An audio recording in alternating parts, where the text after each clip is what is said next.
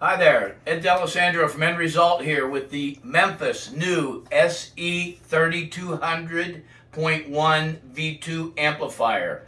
This is an amplifier that does 330 watts at 4 ohms, 550 watts at 2 ohms, and 880 watts at 1 ohm, all for $199 MAP.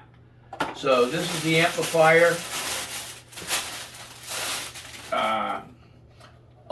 All the features you would want, especially in a $199 amplifier: gain control, bass boost, LFE, subsonic filter, phase shift,